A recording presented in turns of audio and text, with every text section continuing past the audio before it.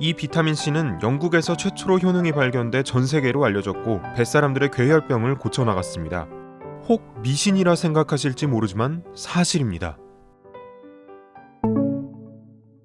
가장 기본적이면서도 필수적인 영양소 비타민C. 비타민C는 자연식으로도 섭취가 가능한 영양소인데 많은 사람들이 영양제를 통해 비타민C를 보충하고 있습니다. 비타민C는 항산화 작용을 하고 면역력을 높이는 데도 도움을 줘 특히 겨울철에 더욱 중요한 영양소로 알려져 있죠. 인류는 언제부터 비타민C를 따로 챙겨 먹기 시작한 걸까요? 비타민C의 역사는 아주 끔찍한 저주에서부터 시작됩니다. 15세기 서유럽 나라들이 바닷길을 통해 새로운 땅을 찾아 나서던 대항해 시대. 배를 타고 이곳저곳을 누비던 선원들은 하나둘씩 지독한 병에 걸리게 됩니다. 잇몸에서 피가 나고 치아가 흔들리고 온몸 곳곳에 멍이 들다가 혈뇨, 혈변 증상을 보이고는 종국의 사망까지 이르는 무시무시한 병이었죠. 1500년부터 1800년 사이 이 같은 증상으로 사망한 선원들은 무려 200만 명에 달했습니다. 당시엔 병의 정체를 그 누구도 몰랐지만 사실 선원들은 괴혈병에 걸린 것이었습니다.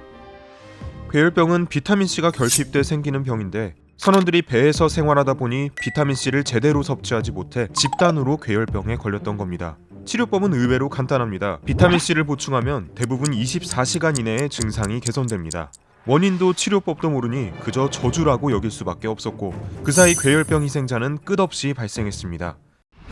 1747년 영국 해군 군의관이었던 제임스 린드는 원인 모를 병을 치료하기 위해 괴혈병에 걸린 선원들을 모아 실험을 했습니다.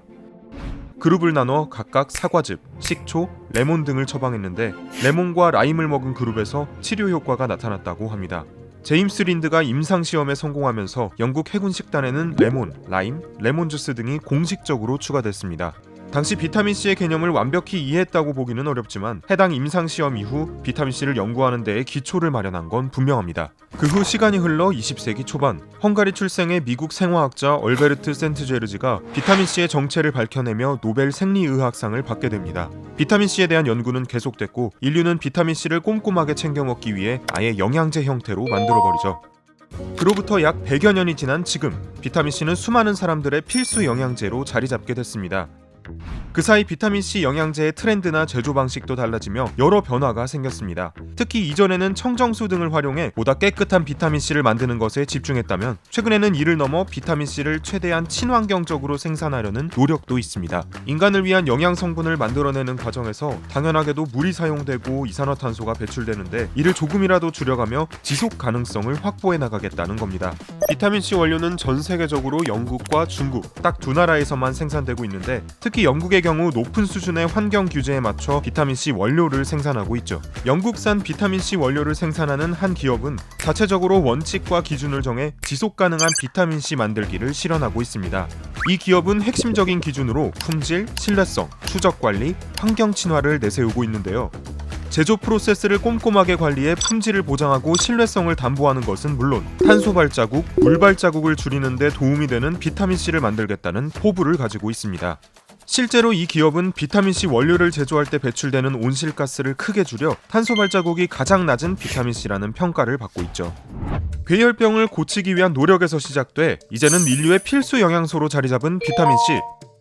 앞으로 비타민C 산업이 건강과 환경을 모두 지키는 방향으로 나아가는지 함께 지켜보는 건 어떨까요? 이번 영상을 만든 PD가 추천하는 영상도 보고 가세요. 스브스 뉴스의 다른 영상을 즐기시려면 구독 버튼을 꼭 눌러주세요.